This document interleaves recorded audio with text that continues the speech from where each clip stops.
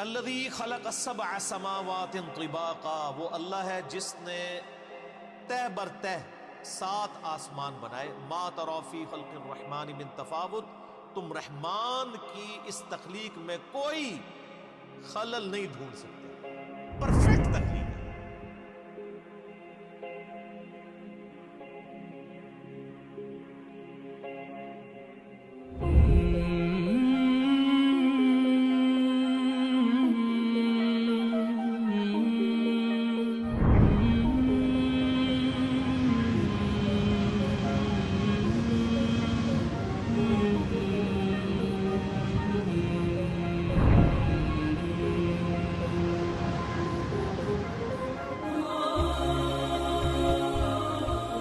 یہ پرفیکٹ اس اعتبار سے ہے کہ آپ اگر کہیں کہ اس سے یہ بہتر ہو سکتی تھی. ایک تو وہ ہے جو ڈیسٹنی اللہ نے مقرر کی ہے، اس لحاظ سے تو دنیا کی ہر چیز امپرفیکٹ ہے کہ موت آ جاتی ہے. ایک یہ ہے کہ اللہ تعالیٰ نے اس کے لیے جو فریم آف ریفرنس طے کیا ہے اس کے اندر وہ پرفیکٹ ہے. یہی وجہ کہ آپ دیکھیں گے کہ کبھی کسی سائنٹسٹ نے یہ نہیں کہا ہوگا کہ یہ جو مگرمچھ ہے نا جی، اس میں یوں نہیں یوں سسٹم ہوتا تو وہ زیادہ بہتر ہوتا. ہمیشہ جتنے اس کے سسٹم ہیں اس کو ڈسکس کریں گے کہ اس میں سسٹم یہ اس لیے رکھا گیا، اگر یہ نہ ہوتا تو یہ ہو جاتا، یہ ہوتا تو یہ ہو جاتا.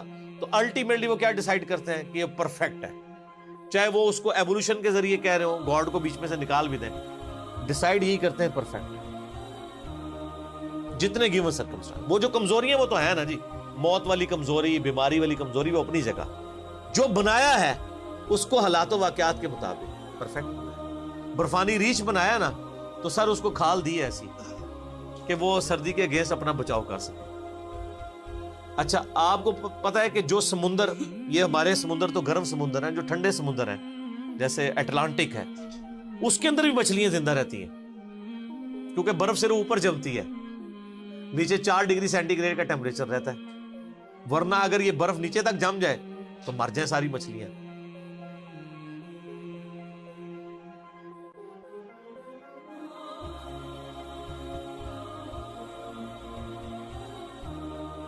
تو اللہ تعالیٰ نے اس نظام کو کس طریقے سے بیلنس کیا ہوا، ہر چیز بیلنس کی ہوئی ہے، لیکن وہ بیلنس اپنی کمزوریوں کے ساتھ ہے.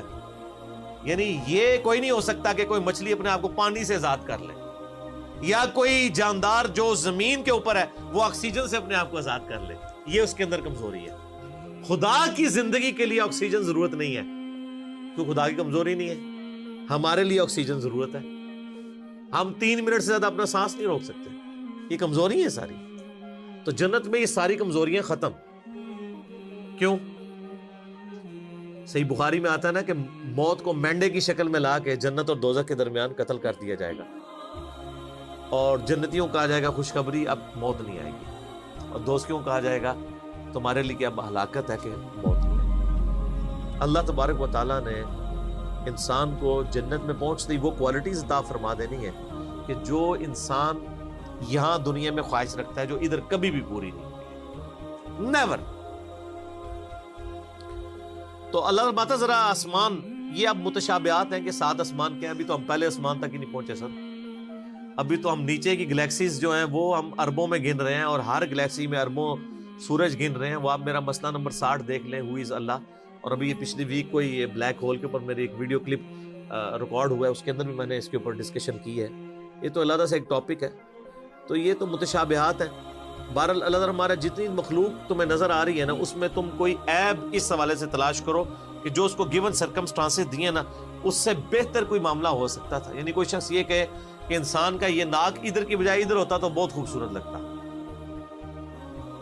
یا یہ 2 آنکھوں کی بجائے 1 آنکھ ادھر ہوتی تو بڑی خوبصورت لگتی.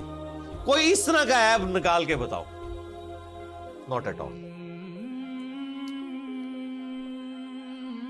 اللہ اکبر. فرجع البصر، پھر نگاہ اٹھا کے دیکھ، ہل تری من فطور، تجھے کوئی رخنا دکھائی دیتا ہے اس پرفیکشن کے اندر.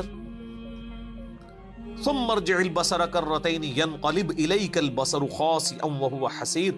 بار بار نگاہ اٹھا کے دیکھتا رہ، تیری نگاہ ناکام ہو کر تیری ہی طرف لوٹ آئے گی اس حال میں کہ تھکی ماندی ہوگی. تجھے اللہ کی مخلوق کے اندر کوئی عیب نظر اس حوالے سے نظر نہیں آئے گا.